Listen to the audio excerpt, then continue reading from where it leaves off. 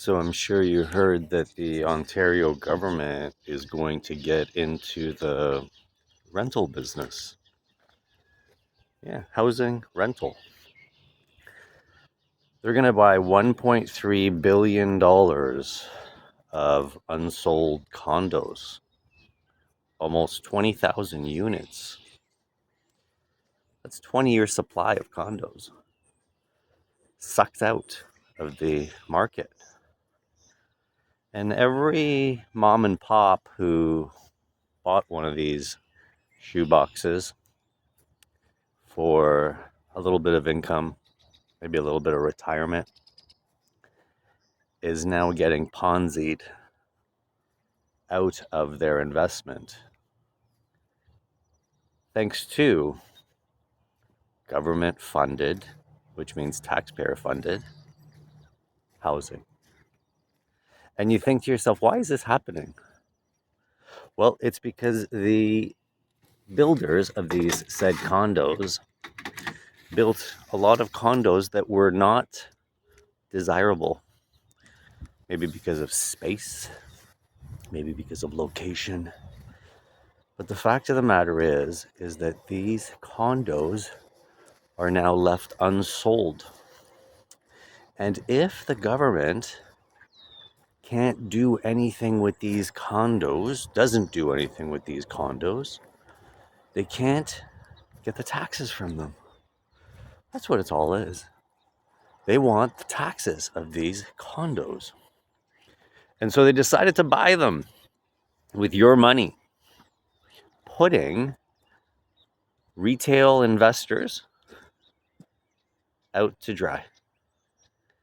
And there's nothing really you can do about it. Once the government decides to reclaim, right? It's just another reclaiming of land, reclaiming of your assets. There's going to be a lot of owners of these said buildings or said apartment units that are going to lose everything. And if you have leveraged your condo to your house, it's even going to be worse, because once these condos come online and they're rentals, they're going to be set at 25% cheaper than what the market is right now. 25% is all of the profit. And what can you do about it? What are you going to do? Hold a sign in Queen's Park? They're not even in session. You see how it all works? You see how the whole system is designed for you to invest your money into something, to only find out 6 months, 2 years, 3 years later that it's not worth anything. It's crypto. And the reason I smile is because my chicken knows. My chicken knows that a debt-free life is the only life. And how do you get to become debt-free? It's by buying things that you need, not that you want. You see, Canada is becoming a country of low expectations. Your expectations have to be lowered so that the powerful can get theirs. They got you trapped in student loan. They got you trapped in 25-year mortgages that you got to renew every 5 years. They got you believing in a fiat currency that loses buying power by the week. Loaf of bread is $8. Minimum wage is 17. And the problem with this is that nobody does anything about it. Nobody writes their MP. Nobody is demonstrating. Nobody's flushing concrete down the drains. Upset apartments. Just saying.